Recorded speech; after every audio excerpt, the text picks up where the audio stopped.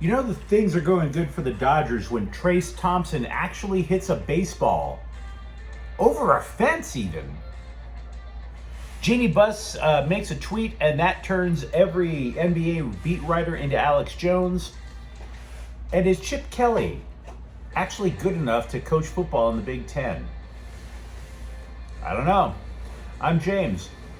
This is your daily dose of sports and snark for the greatest sports city in the world, Los Angeles. This is Faithful Angelenos. It is July 5th, 2022. Wifey and I have one more day to declare our love in this rat trap hotel off the Vegas Strip. Slightly hungover, of course, but let's talk a little sports in the meantime. Thank you to the new subscribers who joined in. If you like the content we put out over the last 4 months, clickety-clack the like button. Clickety-clack the subscribe button. There's a notifications bell. Hit that. We try to put out new videos between 9 and 10 a.m. every day. It'll let you know it's there. Sharing is caring. Let people know we exist. And by all means, comment. It keeps me away from the crap table. Now, before we get to the news from yesterday, let's take a look at the scoreboard. Trace Thompson hit a 3-run home run that boosted Julio Urias. Dodgers 5, Colorado 3. LA has increased its lead in the NL West to 4.5 games. In addition to that, Ryan Raveloson scores twice. The Galaxy break out of their offensive doldrums. They shut out Montreal 4-0. There is a rapid recap of last night's game on this channel. It'll give you a little bit more information about MLS and the Galaxy. Meanwhile, let's all give the LA Sparks a supportive slow clap. For the first time this year, they have a winning streak of 3. Sparks 78, Phoenix 75. Meanwhile, today, Colorado will face the Dodgers again at 7 p.m. Mitch White takes the mound for LA. He's 1-1. German Marquez 4-6. Okay. Jeannie Buss sent a tweet that inspired sportswriters from sea to shining sea to indulge in their stupidest conspiracy theories. Here was the tweet. I miss KB, Kobe Bryant. He would understand and explain everything that I'm not allowed to. Honestly, he was the greatest Laker ever. He understood team over self, meaning your rewards would come. If you value team goals over your own, then everything would fall into place. All can reply. Now, a well-adjusted person would say, what a lovely tribute to Kobe Bryant. What these twisted bastards in sports media said was, ooh, I wonder what that means about Kyrie Irving for Russell Westbrook. There wasn't a single keystroke about Kyrie for Russell Westbrook, guys. I gotta tell you, every single day, I get more embarrassed that I used to be a sports writer when I read stuff like this. Sometimes a tweet is just a tweet, right? Put away the Ouija board. You don't know how to use tarot cards. Pick up a phone and call your sources to see if that means anything before you start writing about it, all right? The only other reaction that I have is at least Jeannie Buss didn't end it with the phrase full stop. Meanwhile, ex-NBA player and current CBS sports analyst Avery Johnson, you might remember him with the San Antonio Spurs, he called Kyrie, quote, the only Laker move to make, quote, unquote. Now, did he have any inside sources? Did he have any other information? No. It's just like me and you getting hammered at a bar. So why would I bring this up, you ask? Well, it's because Avery Johnson and a good comic friend of mine, when he was bombing on stage, would call himself Savory Johnson. Shout out to my friend. LA Times beat writer Ben Bolch wondered aloud if the Bruins will keep football coach Chip Kelly when the Bruins moved their athletics program over to the Big Ten. Quote, the question becomes if the Bruins can sustain success in 2023 when they break in a new quarterback, unquote. Now, he also mentions that buying out coaches, the contracts are really friendly to UCLA. This is a very premature question to ask, okay? There are two problems that I have with asking this question right now. One, Chip Kelly the Bruins were pretty good last year. I think they were 8-4. They're also have an extremely favorable schedule this year, but we also don't know anything about athletic director Martin Germain, about his thought process when it comes to hiring or firing coaches. He's only been on the job for what, a year? Firing a football coach hasn't even crossed his mind yet, at least to the best of my knowledge.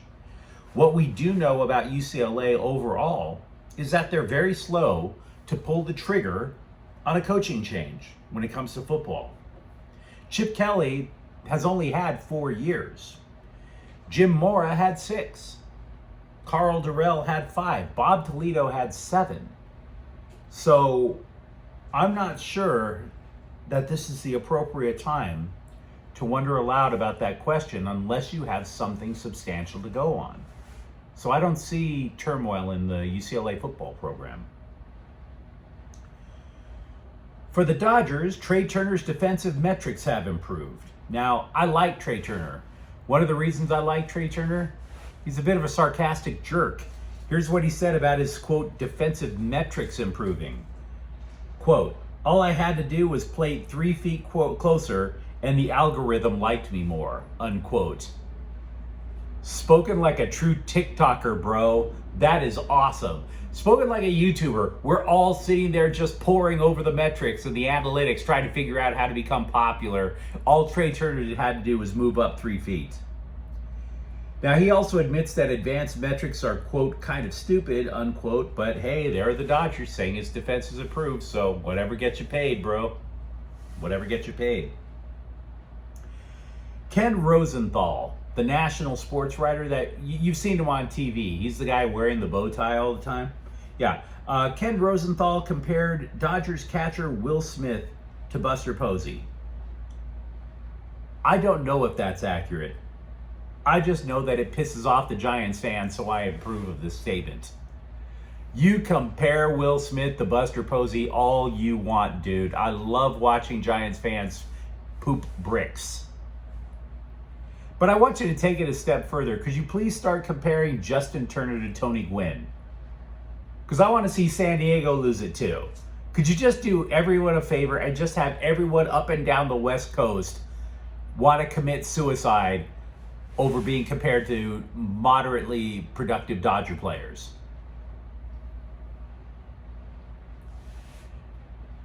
The Chargers are in a good spot, obviously, but the road to the playoffs in the AFC still goes through Kansas City. Wouldn't you agree? I mean, they've been to the Super Bowl a couple of times. The division, they've won it for X number of years in a row. But a blogger who covers the Chargers wanted to give 3 reasons that he believes that the Bolts are a better team than the Chiefs. KC, one of the reasons was that KC allegedly has the toughest schedule in the NFL. He also believes that the Chargers have better receivers and that the defense is better than Kansas City. Okay, these are my counterpoints. 1, Andy Reid has won a Super Bowl and he's been to the playoffs a bunch of times, whereas Brandon Staley hasn't gotten to the playoffs yet as a head coach. Matter of fact, you could argue last year that the reason the Chargers didn't make the playoffs was some of Brandon Staley's in-game decisions. Number 2, toughest schedule in the league is based on last year's team's records. So we don't have enough to go on yet. I mean, this is before teams lose players to free agency. This is before teams draft new players. This is before retirements. That was last year's schedule.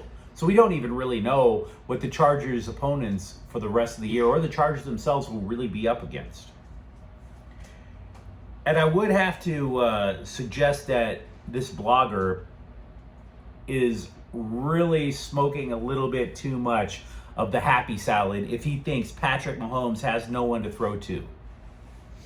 Just because Tyreek Hill chased the money to not be able to catch passes over in Miami doesn't mean that Patrick Mahomes has all of a sudden forgotten how to throw a football. Having said that, I absolutely acknowledge that Kansas City has no idea how to play defense. You definitely win on that point.